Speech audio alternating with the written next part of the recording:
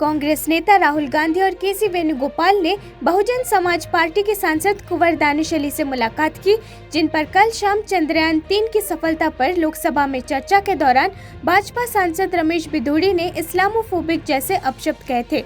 श्री गांधी ने मिस्टर अली को गले लगाते हुए एक तस्वीर एक्स पर पोस्ट की और लिखा, नफरत के बाजार में मोहब्बत की दुकान है। मेरा हौसला बुलंद करने के लिए वो यहाँ आए कि अपने आप को अकेला मत समझिए। इस देश के का हर वो व्यक्ति जो देश के लोकतंत्र में विश्वास रखता है वो आपके साथ खड़ा है। नफरत के बाजार में मोहब्बत की दुकान।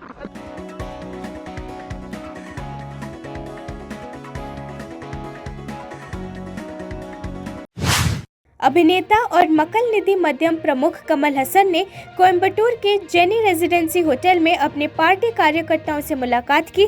बैठक के दौरान उन्होंने बड़ी संख्या में आए लोगों से बातचीत की। बाद में उन्होंने अपनी पार्टी के सदस्यों को भी संबोधित किया। पूरे महाराष्ट्र में 10 दिनों तक चलने वाला गणेशोत्सव जारी है।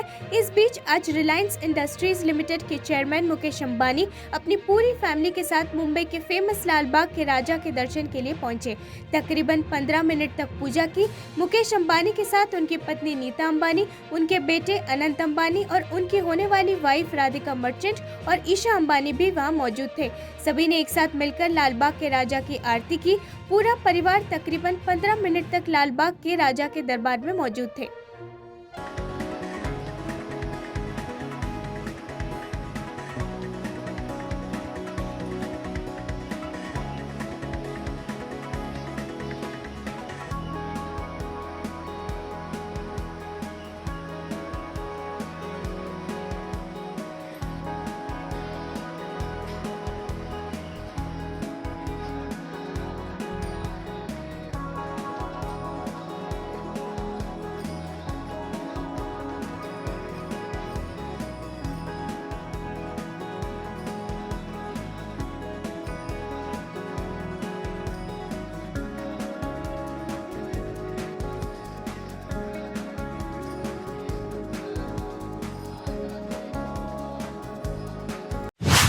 न्यूयॉर्क में संयुक्त राष्ट्र महासभा सत्र के इतर क्वाड समूह के देशों भारत, ऑस्ट्रेलिया, जापान और अमेरिका के विदेश मंत्रियों ने मुलाकात की।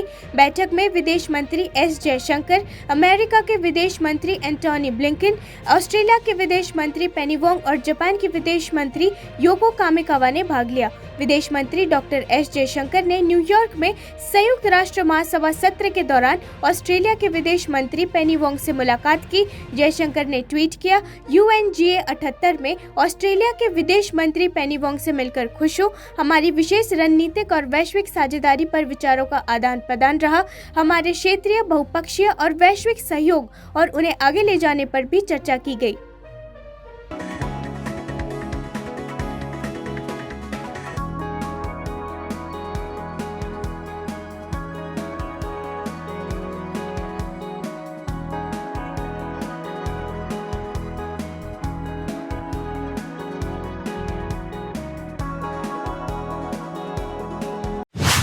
भारतीय खगोल भौतिकी संस्थान के प्रोफेसर RC कपूर ने इसरो द्वारा विक्रम लैंडर और प्रज्ञान रोवर के साथ संचार स्थापित करने की कोशिश के बारे में बात की। उन्होंने कहा कि अगर इसरो संचार को फिर से स्थापित करने में सफल होता है तो उसके हाथ में उल्लेखनीय डेटा होगा, क्योंकि 12 दिनों के लिए एक और अवलोकन दौर होगा। उन्होंने कहा, हमें पूरी उम्मीद है कि लैंडर और रोवर जाग जाएंगे। हालांकि यंत्र जागेंगे या नहीं, इस पर क्वेश्चन मार्क लगा हुआ है। यदि यंत्र जागे तो निरीक्षण का एक और दौरा होगा। हमारे पास इसरो के हाथों में अगले 12 दिनों का ऑपरेशन और उल्लेखनीय डेटा होगा। See, we are right now very much hopeful that lander and rover will wake up, because ISRO has not very much committed that it is going to happen, but it's only a big question mark right now before us. Right now the conditions have been sufficiently appropriate because sun rose early morning on 20th September, and on 21st September around 11 o'clock it had already reached an elevation of 6 degrees or so. Today it is about 10 degrees or so, and therefore we expect that about 24 hours became available to the batteries for charging up, and moon had been visible to ISRO's track. Bharat पर Trudeau के आरोपों के बाद Bharat Canada के राजनयिक रिश्ते टूटने की कगार पर है। उन्होंने खालिस्तानी समर्थक आतंकवादी हरदीप सिंह निज्जर की हत्या में भारत का हाथ होने का आरोप लगाया। ट्रूडो ने हरदीप सिंह निज्जर की हत्या में भारत के एजेंटों के बीच संभावित संबंध के विश्वसनीय आरोप होने का दावा किया। यूक्रेन के राष्ट्रपति ज़ेलेंस्की की कनाडा यात्रा के दौरान ट्रूडो से पूछा गया था कि वो अपने आरोपों के बारे में भारत को सबूत कब देंगे। ट्रूडो ने एनआईए की वांटेड लिस्ट में शामिल हरदीप सिंह निज्जर के लिए आवाज उठाई। कनाडा सरकार ने एक वरिष्ठ भारतीय राजनयिक को निष्कासित कर दिया और जवाबी कार्रवाई में भारत ने भी ऐसा ही किया। आपको बता दें कि जून 2023 में कनाडा के सरे में एक गुरुद्वारे के बाहर हरदीप सिंह निज्जर की गोली मारकर हत्या कर दी गई थी। You asked India to collaborate in the investigation. They said they haven't received anything yet. When will you provide the evidence to them? Thank you. Canada has shared the credible allegations that I talked about on Monday with India. We did that many weeks ago, and we are there to work constructively with India, and we hope that they engage with us so that we can get to the bottom of this very serious matter. Punjab के लुधियाना से कांग्रेस सांसद रवनीत सिंह बिट्टू ने संसद के निचले सदन में खालिस्तान समर्थक आतंकवादी हरदीप सिंह निज्जर और गुरु पतवंत सिंह पन्नून को बेनकाब किया। बिट्टू ने आरोप लगाया कि निज्जर पंजाब के पूर्व सीएम बेअंत सिंह की हत्या के मामले में आजीवन कारावास की सजा पाए जगतार सिंह हवारा का दाहिना हाथ थे। आगे उन्होंने कहा कि मोस्ट वांटेड गैंगस्टर्स और आतंकियों की लिस्ट में 10 में से 8 कनाडा में है। उन्होंने आरोप लगाया कि कनाडा सरकार ने उन्हें शरण दी है। सैकड़ों गुरुद्वारे हैं जो पन्नू या निज्जर जैसे के कब्जे में है। वहां से सर लाखों डॉलर पाउंड वो चढ़ावा जो चढ़ता है वो ट्रूडो की पार्टी को जाता है, इनके मंत्रियों को जाता है। ये जो निज्जर एक बहुत बड़ा खूनखार टेररिस्ट है, जो मेरे ग्रैंडफादर का असैसिनेशन जिसने किया है सर, उसमें जगतार हवारा उसका राइट हैंड था, जिसको सर इन्होंने वहां पे पनाह दी, और वो खुद एक नशे की वॉर में, ड्रग की वॉर में और गैंगस्टर वॉर में वो मारा गया। मैं उसका नाम भी इस पार्लियामेंट में लेना नहीं चाहता। जो दूसरा एक टेररिस्ट पन्नू नाम है उसका, जो एनआईए जब पंजाब गवर्नमेंट ने जो लिस्ट दी है, सबसे टॉप मोस्ट जो वांटेड गैंगस्टर और टेररिस्ट हैं 10 में से, out of 10 sir 8 are in Canada. स्वास्थ्य राज्य मंत्री भारती प्रवीण पवार ने कहा है कि आयुष्मान भव अभियान के तहत पहले 5 दिन में 51,000 से ज्यादा आयुष्मान मेले आयोजित किए गए। सुश्री पवार ने आज नई दिल्ली में मीडिया को बताया है कि अभियान में 21 लाख से अधिक लोगों ने भाग लिया। उन्होंने कहा कि इस अवधि में 55 लाख जांच और स्क्रीनिंग हुई तथा 4,700 से अधिक सर्जरी की गई। सुश्री पवार ने कहा है कि 5,600 रक्तदान शिविर लगाए गए और 42,000 यूनिट से अधिक रक्त एकत्र किया गया। उन्होंने कहा है कि आयुष्मान भव अभियान के 5 दिनों में 8 लाख से अधिक आयुष्मान कार्ड और लगभग 20 लाख आभा आईडी बनाई गई। सुश्री पवार ने कहा है कि इस अवधि में 17 लाख से अधिक लोगों को मुफ्त दवा उपलब्ध कराई गई। डायबिटीज़ का है, ओरल कैंसर है, ब्रेस्ट कैंसर है, सर्वाइकल कैंसर है, टीबी का है, कैटरेक्ट का है, अलग अलग स्क्रीनिंग जब देखते हैं तो उसमें हमने लगभग आज तक 55 लाख के टेस्टिंग इन 5 दिनों में किए हैं।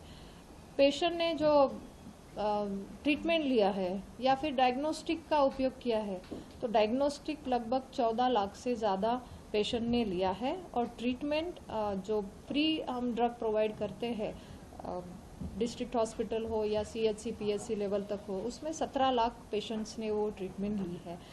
Health MELAS, health and wellness centre के बाद हमने सीएचसी में भी ऑर्गेनाइज किए, वो भी लगभग 2,500 के करीब अब तक हुए हैं। उसमें भी क्यूमुलेटिव फुटफॉल 4 लाख से ज़्यादा आए हैं।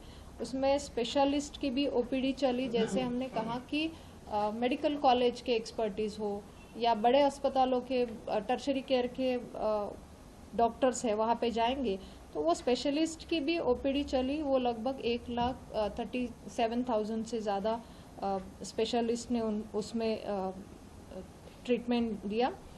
Number of major and minor Surat में काशी विश्वनाथ कॉरिडोर की थीम पर बनाए गए गणेश पंडाल में भगवान गणेश की पूजा अर्चना करने के लिए एक बड़ी संख्या में भक्त एकत्र हुए। गणेश चतुर्थी उत्सव पूरे देश में 19 सितंबर को शुरू हुआ। गणेश चतुर्थी एक भारतीय त्योहार है जो भगवान गणेश के जन्म का जश्न के रूप में मनाया जाता है।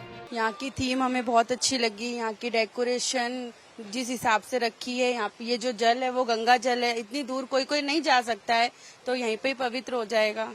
बाकी मेहनत बहुत अच्छी है, बच्चों को भी अच्छा लगा देख के, बहुत अच्छे। काफी जगह हम गए थे तो ये थीम अच्छी लगी। गणेश पंडाल में आई हूँ, इधर काशी की थीम रखी है, सूरत से हूँ। तो एक कहावत है कि सूरत का जमन और काशी का मरण। तो इधर आके हम तो काशी जा नहीं सकते, तो इधर ही आके काशी का पूरा क्या बोलते हैं, काशी का पूरा दर्शन हो चुका है कि काशी के में ऐसा थीम होती है, इसे दर्शन।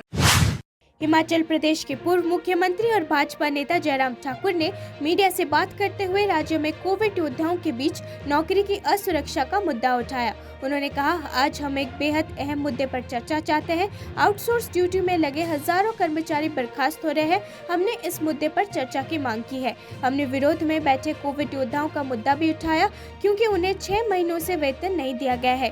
उन्हें बताया गया है कि दिसंबर तक उनकी सेवाएं खत्म हो जाएगी। हम चाहते हैं कि हिमाचल प्रदेश सरकार इस मुद्दे पर हस्तक्षेप करे। आज बहुत ही महत्वपूर्ण विषय पर हमने नियम शासन के अंतर्गत चर्चा मांगी थी, यानी कि हमारा प्रस्ताव स्थगन प्रस्ताव था, क्योंकि विषय इतना महत्वपूर्ण, क्योंकि हिमाचल प्रदेश में हजारों की संख्या में जो आउटसोर्स में लगे हुए कर्मचारी उनको नौकरी से निकाल दिया गया है और कुछ को निकालने का नोटिस दे दिया है। ऐसी सूरत में जहां कांग्रेस सरकार ने झूठी गारंटी दे करके वादा किया था हिमाचल के बेरोजगारों के साथ कि हम सत्ता में आएंगे तो 5 लाख बेरोजगारों को रोजगार देंगे, और वहां सरकार आने के 10 महीने अब होने जा रहे हैं, लगभग 10,000 ऐसे कर्मचारी जो आउटसोर्स पे लगे थे उनको नौकरी से निकाल दिया। हमने कहा इस विषय पर चर्चा की इजाजत होनी चाहिए।